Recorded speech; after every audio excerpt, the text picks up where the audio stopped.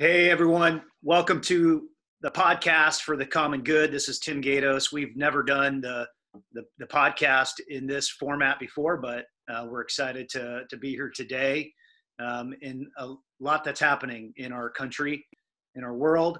I'm really privileged to introduce my good friend, Arthur Karuletwa, and we have been friends for many years. And I'm really excited to have him on the podcast today. And we're gonna, I think, have a really good, heartfelt, deep discussion. Arthur and I go back to his. We both played basketball at the same university north of Los Angeles, a few years apart. But and then we connected in Seattle. Arthur has been instrumental in the sustainable coffee sourcing program at Starbucks for many years, and travels the world and introduces sustainable coffee sourcing to many different places. And we'll hear a little bit about that today. We'll also hear about his journey coming to the U.S. from Rwanda during the genocide, and he landed. He'll talk about this in Southern California, which is where he landed. Played basketball at the Master. Well, first at Ventura, then at the Masters. And Arthur just is a very deep thinker who is always considering the ramifications of what's happening in our society. So Arthur, welcome to the podcast. Thank you for having me. What an incredible platform you set up here. I couldn't be more excited when you first told me about it. I've been really excited to talk to you and to talk to your audience, an audience of incredible movers and shakers, and it's exactly what we need. What a time we're living in right now, Tim. And I think talking to you right now just adds the weight to the time we're in. Yeah. Well, maybe we can kick off. Maybe just give us a quick. I think initially we were going to talk about more of what you're doing with coffee, but I think there's a lot more things to chat about, and maybe we can do coffee part 2. But maybe just give us a quick, minute of some of the things that you've done over the last number of years in your heart around sourcing and the work you've done with Starbucks, and maybe just give us a quick blueprint, just so folks have an idea of some of the things that you're up to. Yeah. Well, I've been in coffee for, since I graduated. I'm going to age myself here now, but 18 years now I've been in coffee. It's all I've really done.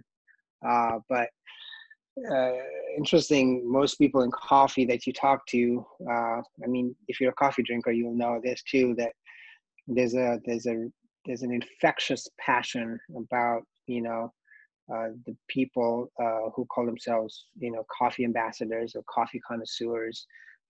You can really tell a seeping kind of infectious joy about what they do, and a really deep passion for the love of all things coffee, and what the art that it is, the science that it provides, and the experience overall around all things coffee. But when you double click on what I do in coffee, or at least what brought me and propelled me in coffee, I often remind everyone how much distaste and dislike I have for coffee. Or at least what got me into coffee is because I kind of detested what it was about. I detested what it represented. More importantly, because I come from a country that grows coffee, and whoever knows anything about these countries that grow coffee, it's quick to see that these countries come from a specific part of the world. It's what we call the equatorial belt. And these are countries that hug the equator, in between Tropic of Cancer and Capricorn. And geographically, they're suitable for incredible climates and soil and elevations for coffee production. But if you look closer as well, these are countries that under the UN development goals, for the most part, 90% of them are under what you call the poverty index line. So people are living under $1 a day. And this manifests obviously from, their history. And, a good number of these countries are former colonies of Western civilization. And under colonial structure, anything that was economically built from an agro-based standpoint was built under cheap to free labor and cheap to free land. And coffee was a key cash crop in that. And unfortunately, even after independence of these countries, that infrastructure is still archaic to this day. It's very commercial driven. It's grow as much as you can at a cheap price and export it all to the West. Almost 90% of these countries that grow this product don't even consume it. So it goes out at its lowest value as possible. Yeah. So that said, and these are not commercial farms, by the way. This is not a visual of your regular estate-grown farm or your regular estate-grown Midwest, corn farm, where there's a big combine harvester, pulling out, corn. This is small scale, micro scale farmers who are growing coffee in the size of your regular or standard bedroom, and live day to day. So there's 25 million farmers around the world. My country specifically, you've got a population of 8 million that, predominantly is supported by the backbone of agriculture, and coffee is right up there as a major contributor to the GDP. So I really got into coffee because it was a key piece of my people's survival as far as income contribution, but it was also a very important piece to the people's economic identity. And I'll get into that a little bit later here. But that said, when you go through that cycle of low productivity, low quality, and you fine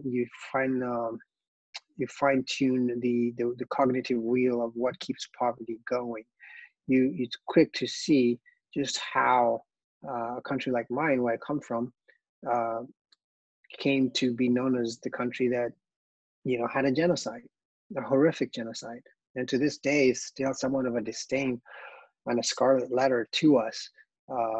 Though every day, and I work every day to champion that kind of work.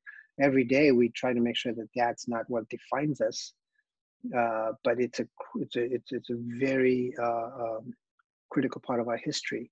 And like anyone's history, it's important to never forget and keep reminding ourselves so that we don't go back there.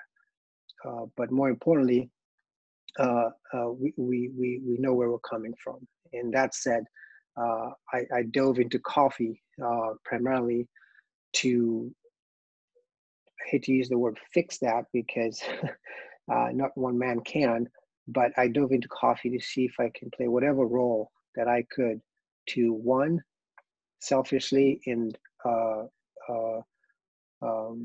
appropriately reconcile myself with what had happened in the genocide, having lost, 3/4 of a family generation, and purposefully as well. Number two, to play any role I could to use coffee and the power that coffee has as a commodity, second most traded commodity in the world, second to petroleum, to be a cognitive wheel of reconciliation, to bring people together. Just as much as it brings you and I together sitting in a coffee shop in Seattle, this same product brings people together in the corners and the beaten paths of little communities in Rwanda, Ethiopia, Costa Rica, you name it. And so it was important that I channeled that same energy that it has in the West to bring people together. Famously coined at Starbucks as a third place, in the same way, and in the same breadth, and the same purpose, to bring people together in a country that was torn at the fabric of all things humanity. What was the role you had at Starbucks? What did you introduce for them? I mean, you kind of introduced the program. Yeah, so all the 18 years in coffee was not at Starbucks. I want to say it was maybe 10 years at Starbucks, 2 years as a contractor, and 8 years as an employee.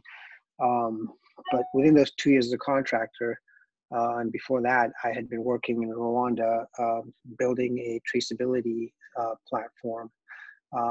Traceability may sound all technical and stuff, but dumbed down, it really is just a system that captures and connects the chain of custody of products and preserves the identity of the people who grow it. So even more dumbed down, it's just your ability to follow the journey of a product as it moves through the supply chain. Mm-hmm. Why is that important? Well, for one, we're really connected through the products we consume. Every day we consume, whether it's coffee, tea, water, cup of juice, hamburger, a burrito, a dumpling, a pizza. You see, I just named 3 or 4 or 5 products that you can easily point from where they originate, whether it's the dumplings from the Asian Pacific markets or pizza from the Italian, hills, and hamburgers from, U.S. Staple, and so on and so forth. The products we consume have a way of connecting us and bringing us together in ways that I think we take for granted. The problem is that we lack the ability to connect those dots and keep them in a way that they not only authenticate the journey of those products and the lineage of those products and the evolution of those products, but also the people behind those products that help us connect, that work with us to connect. And, I like to compare that to, a pearl necklace. A pearl necklace is not a pearl necklace without the invisible string that connects the pearls. At the end of the day, it's just a bunch of pearls scattered all over the floor should you disconnect the invisible string that holds them together. And the beauty that happens when you actually connect the products that come to us, you do see that string, you do see that connection of people, and you see the beauty behind what happens when we are connected, truly connected. And so I did that because I knew that Rwanda was not only your pure example of what a smallholder farmer looks like, but it was even further more fragmented in the terms that it was actually, Rwanda is the size of Maryland, a very small country, actually the most densely populated country in Africa. And meaning that the land that we are on, as densely populated as we are, is sacred, and it has to feed that population. So like a beautiful quilt, if you go 80,000 feet up in the sky, Rwanda looks like a tapestry of carpeted plots of land, because every sliver of it is used for agriculture in very unique ways. And so that then, if you go deeper, you'll see that it's really a collection of micro smallholders, really tiny. You're talking about farmers with 20 trees in their backyards of coffee. 200 trees is a big farmer, and so on. So the level of aggregation or the level of complexity to bring those pearls together was even more fragmented in a country like Rwanda. So to be able to control things like quality, or to be able to look through a keyhole and see where this particular lot of coffee came from, a small little bucket of coffee can come from 20 farmers, whereas in a place like Brazil, a whole six-wheeler truck could come from one farmer. So the level of aggregation required a system of sorts to be able to capture the authentic contribution. And I don't use this word lightly, but to be able to capture the identity of each producer, because the identity is really the foundation and the cornerstone of what broke the camel's back during the genocide, but it is also the very foundation that brought the people back together. Because identity in itself, in my opinion, is one of the most valuable assets that you and I, Tim, have, and is the most invaluable asset that people who don't realize that they have one yet have. Yeah. Now, why don't people realize they have one yet? You'd think it's a natural occurrence when you're born into this world that you have an identity, right? Well, that's not the case for 125 million people who are living under the poverty line, that are born without that luxury. I call it a luxury because it is a gift. It is your most valuable asset. If you're born without a record, you really don't exist. And if you're born without a record, you can't stack that record. You can't stack that foundation that you stand on. Mm-hmm. And what do the stacks look like? The stacks look like having a name that's authenticated, that is acknowledged, that begins to have self-worth, that surmounts into a sense of dignity for yourself. Mm-hmm. Your name. Sorry, go ahead. Give us a little background on maybe obviously share what you're comfortable sharing, but give us a little background on on what happened back in 1994, and I'd love to then move to I've got to believe in it, knowing you, Arthur. You've got some pretty profound, deep reflections that could really help America right now. I mean, you've gone through, you experienced something that no one can really know, and then you came to the U.S. and now you're raising a son and a daughter, right? So you experienced something in Rwanda that was, beyond horrific. And then there was, as you mentioned, there was forgiveness and redemption, and you're raising a black son and a black daughter in an interesting time now in a different country. I would love to just kind of hear how what's the way forward, for in a really complicated time that seems like we're at an inflection point. So could you take us,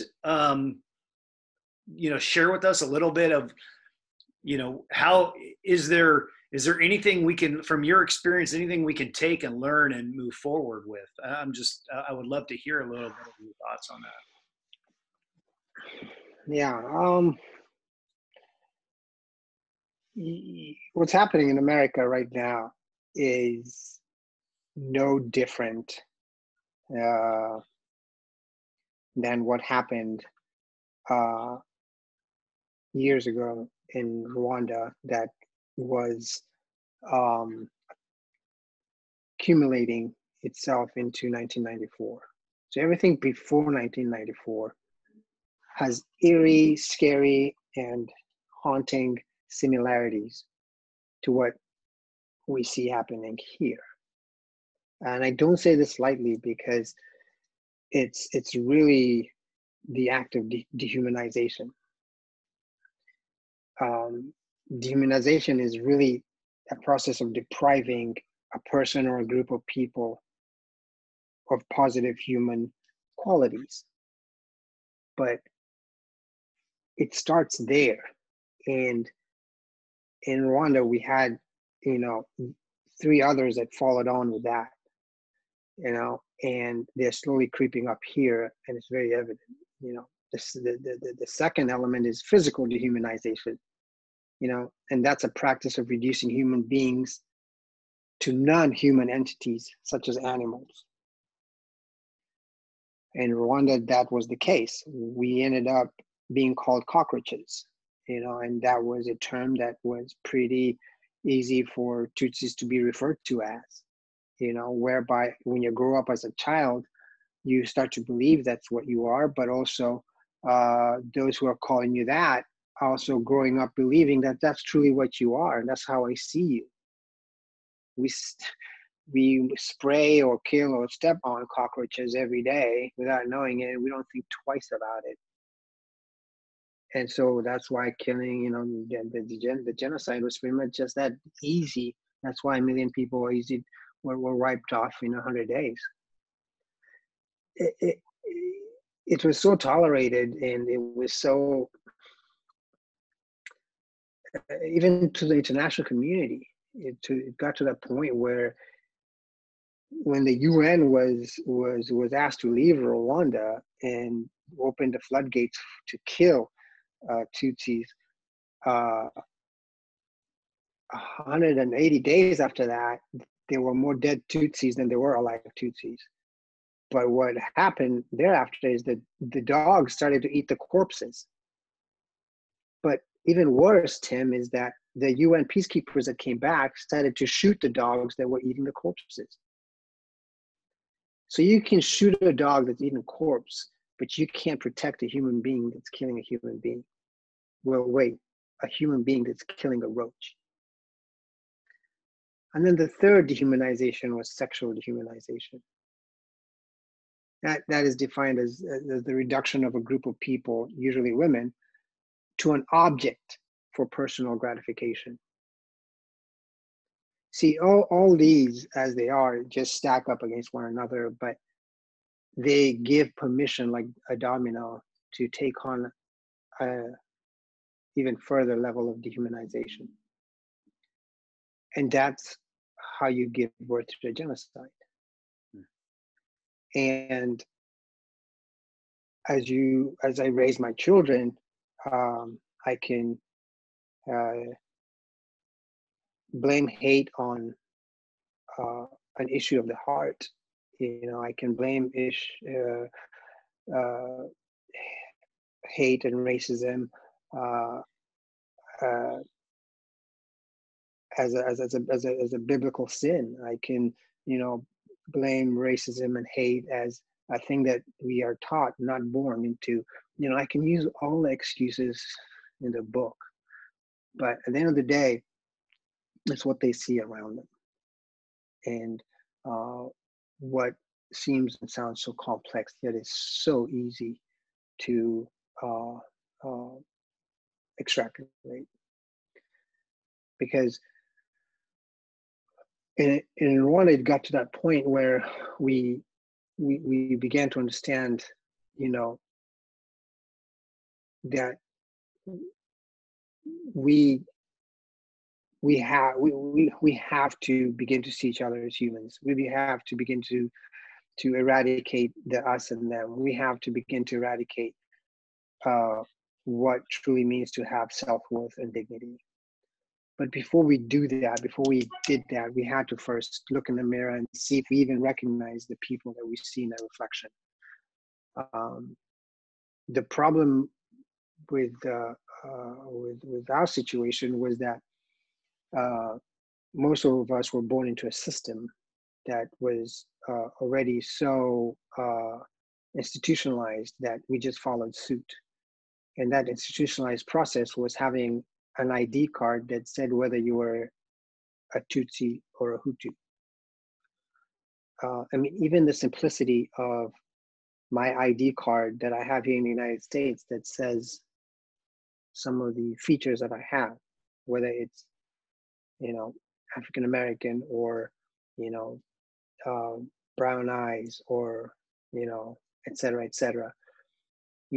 Those may be great for censorship and what have you, and, analytics of, economic analysis, but they are the beginnings of um, separation and indignation. But what is really also something that we began to understand is when you have those separated uh, uh, kind of qualifications or entities or labels, whether you're tall, whether you're dark, whether you're light skinned, whether you have brown eyes or blue eyes, it is without doubt that economic status begins to separate us and them. You see, in my opinion, when it comes to what you see here and what was happening in Rwanda, it all started with the economic platform. Basically, do you have the resources and do you have the money?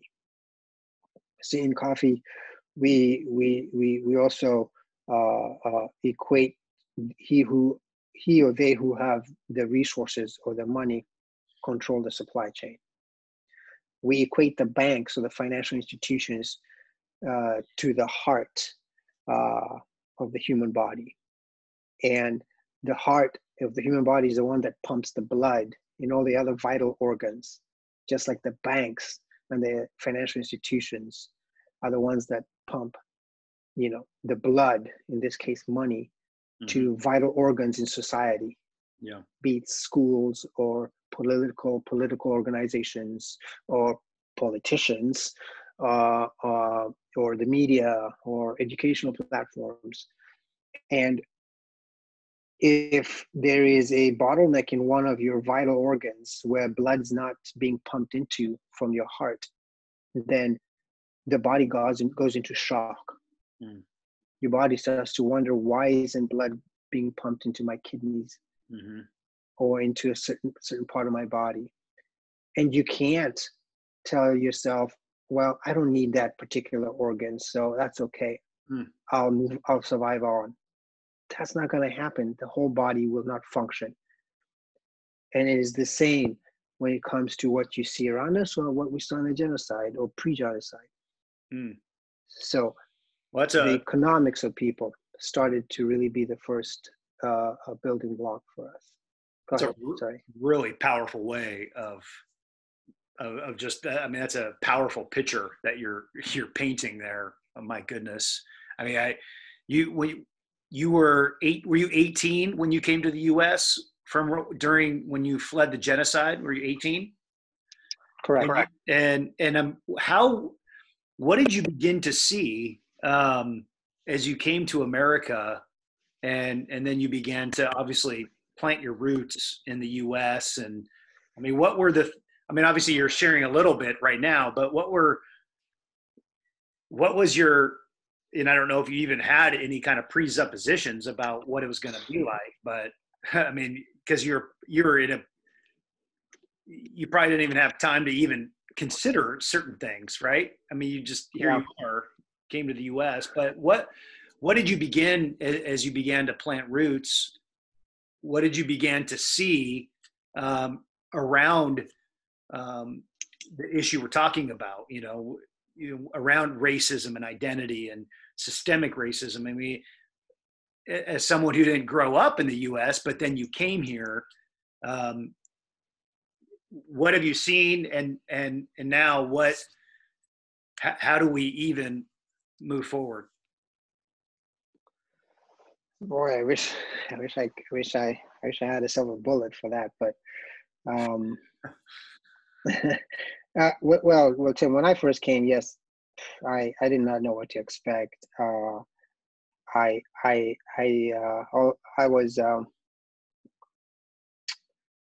was one of two people that came out of genocide, because truly there really was only two people that came out of those ashes after the last machete went down, and one of those were those who died, and the other was those who lived.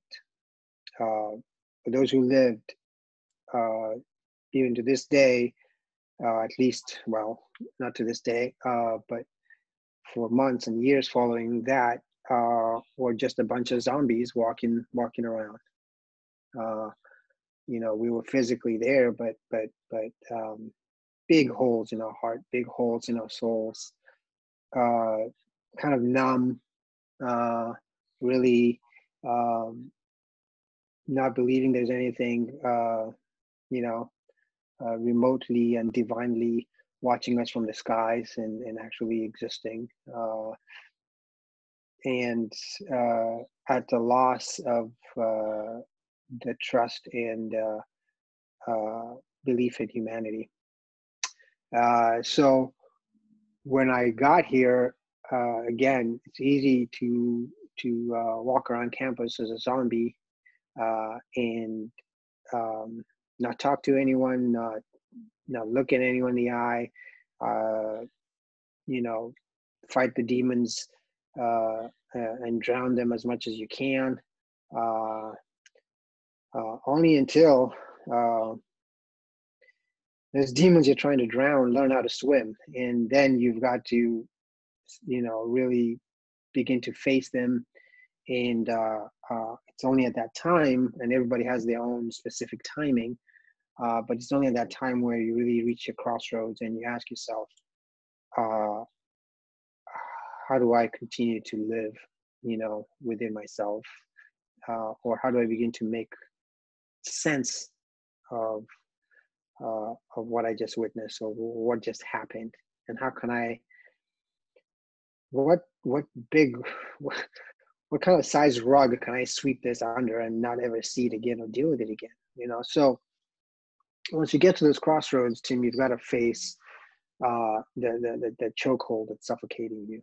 And when I came to this country, I was handed a pair of sneakers, given, resources, books, you name it, a dorm room, and everything I needed to play basketball and go to college.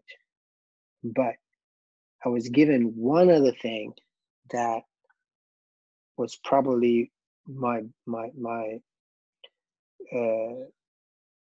most valuable resource, and that was a piece of plastic. It was a plastic piece of card, a piece of plastic card that was my school ID.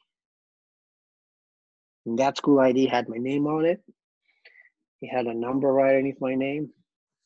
It had the college I went to, and it had a barcode on it as well. And I'll never forget this, but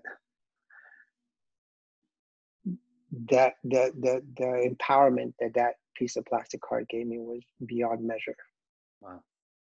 I could walk into the cafeteria and eat as much food as I wanted just by flashing that card. I was in the basketball team, so I would go once a month to the athletic director's office, the trainer's office, and flash that card and get a pair of shoes.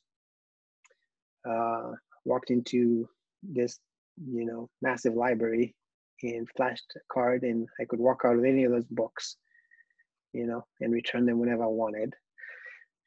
And then don't get me started on when I got my California ID,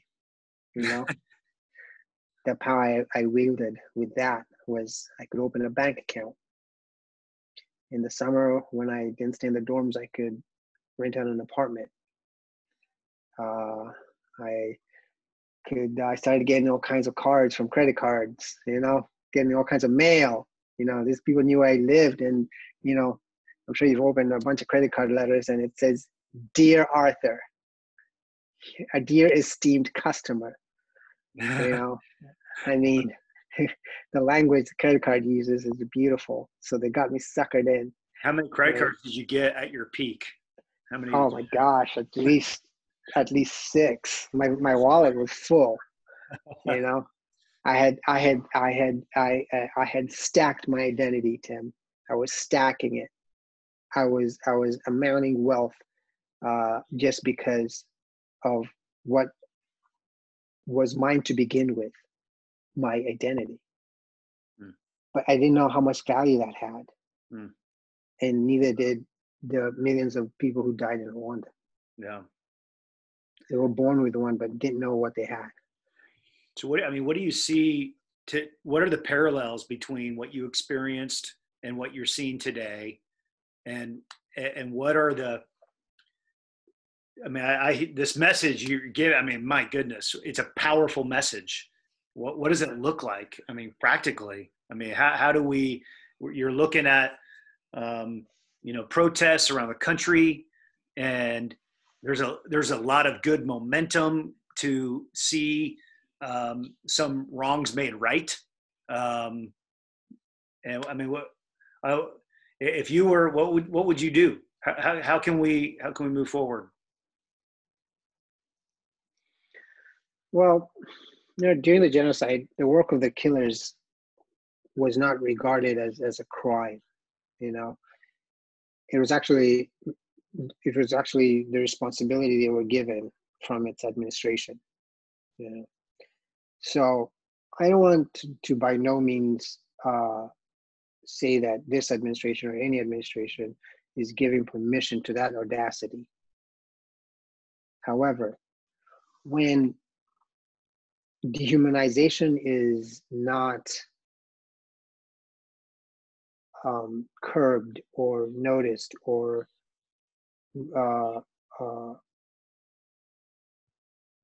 seen for what it is, and there's retribution around any sort of dehumanization, and I use the word human, I haven't used the word black or white or brown, nothing, no color.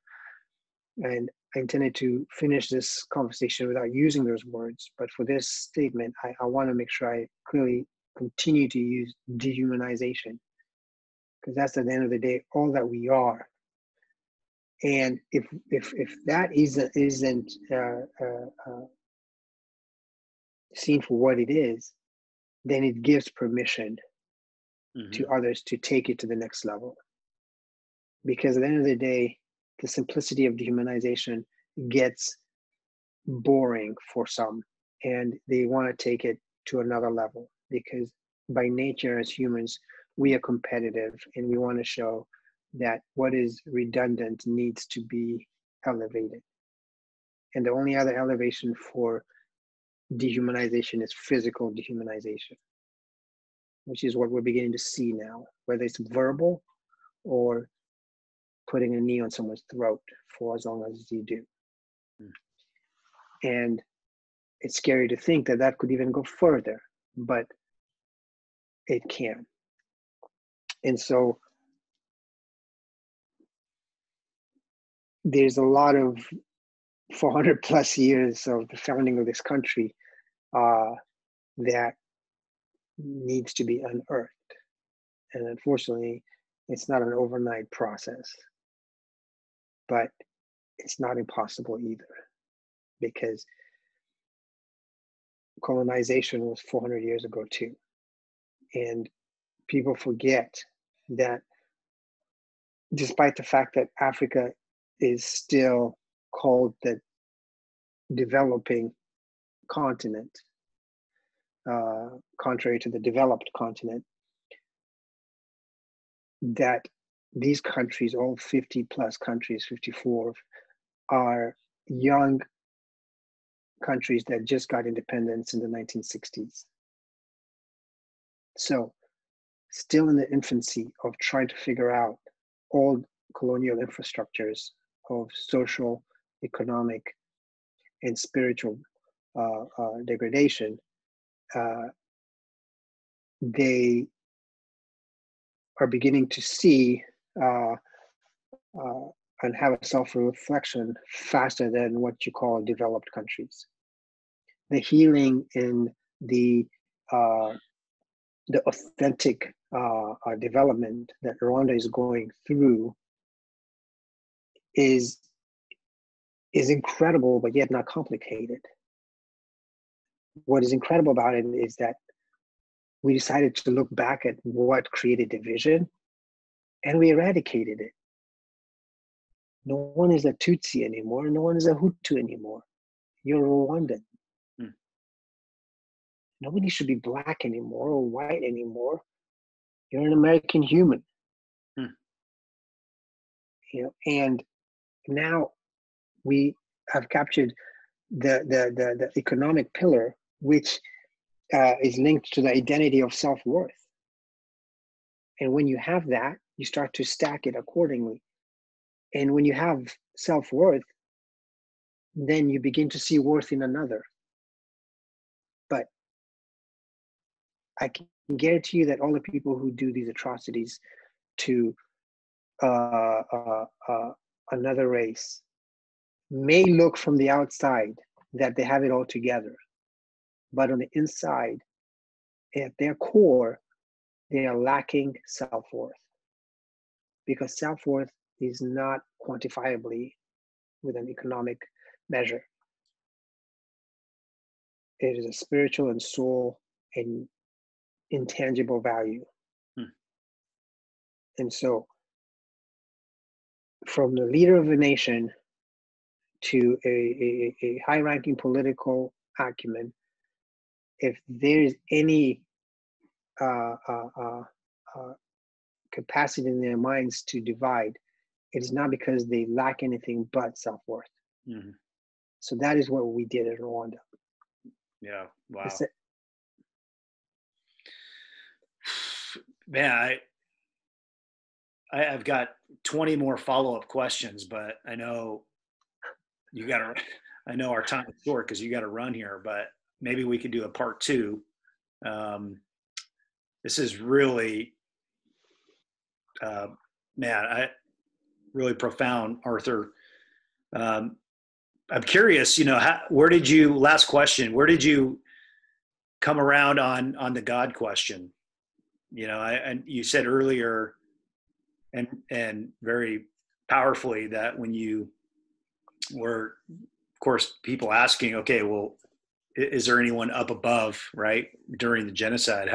How did that, I know this you could probably answer it in 50 minutes and still have a long ways to go, but how did that end up for you? Well, the majority of Rwanda was,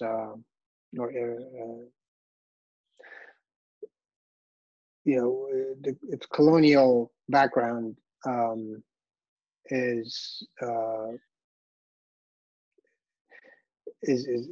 was introduced by British and French and Belgian and German colonies, and with everything that they brought, of course, they brought religion, and the dominant religion was Catholicism. And so Rwanda was predominantly Catholicism. And if you know anything about Catholicism, this is, there is an intermediary between you and God, and that person is called a priest or an archbishop or a clergy.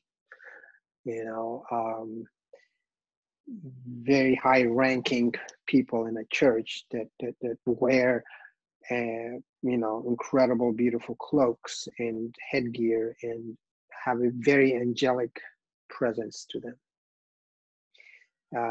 an incredible reverence. These are people you sit in a little booth called a confession booth with, and tell them your most deepest and private sins and confessions. And these are people you entrust with some of that incredible compartments of your soul. And you ask and you hope that they will deliver that to God.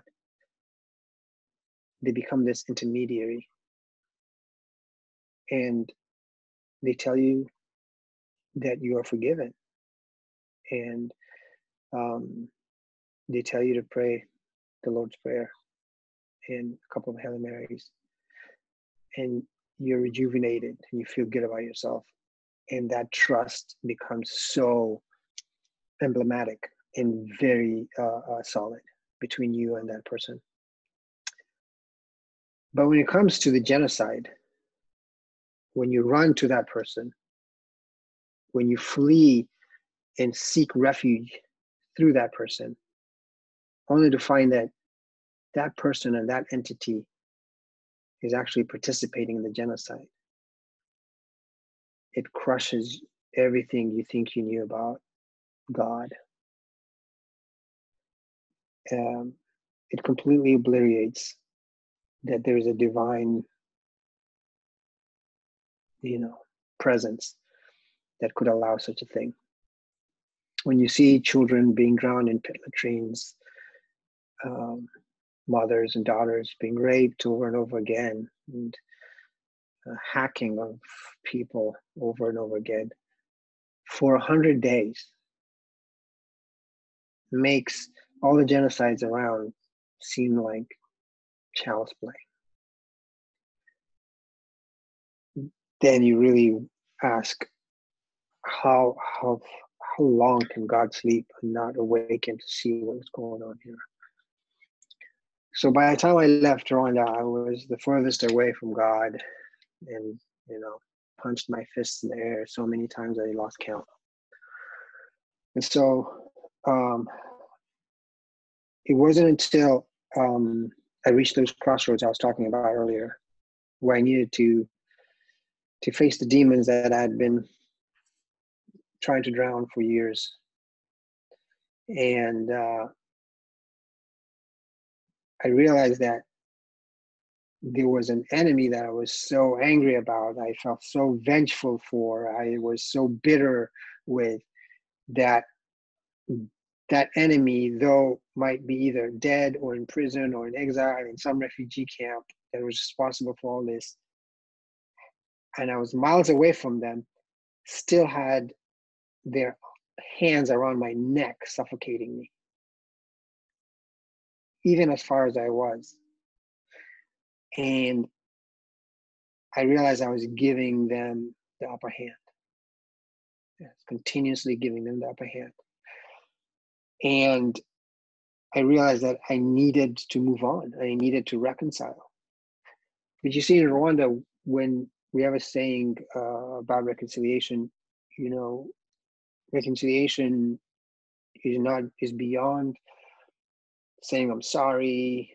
Reconciliation is beyond embracing your enemy, or even reconciliation is beyond the enemy getting what they deserve in a court of law. Although all those things are a step to, but it's beyond that. In Rwanda, reconciliation is that, and a service too. So if I do you wrong, Tim, and we embrace and we forgive and we see eye to eye, and I may do time, I have to do a service, a community service for you that is very, it's something that you would never think of giving me to trust in. Like watch your children, or buy your groceries, or cook a meal for you, have a meal together, or break bread together, and so on. So in Rwanda, that's what we have to do. We do a community service for each other. It's called it's a system of reconciliation that was founded back in the day before colonialism. So we brought that archaic way of forgiveness back into the 20th century. And that's why many countries and governments have come to Rwanda to see how we've reconciled, because they're scratching their heads wondering, how did you do it? Is this really real? Are you guys just stuffing stuff under the carpet, or is this authentic? So we've done that, and we've done that successfully. But I had to do that, and I had to do that authentically and legitimately. And that's what took me back to Rwanda. because I had to look the enemy in the eye and not only embrace, but I used coffee as the key portion of service for reconciliation. And then more importantly, I started to read about what true and authentic reconciliation looks like, but also how true and authentic forgiveness looks like. And as a Catholic, I had never really read the Bible. The only book I'd ever grabbed in the pews was a big hymn book. And when I got into the Bible, I started to read what it truly means. And that's how I ended up in a master's.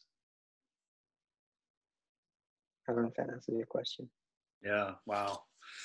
Oh my gosh, Arthur, man, I wish. Will you do a part 2? Sure. Oh man, I'd love to just keep chatting, man. Keep diving in. Yeah, This is good stuff. I same mean, here. you gave some pretty amazing insights. So, man, I appreciate your time today to come and talk to us, and thank you. No, thank you. I appreciate Thank it. you. Let's stay in Thank touch. you. Absolutely. I only have one request though. Yeah. How can I get my Tim advisory board picture on Common Good?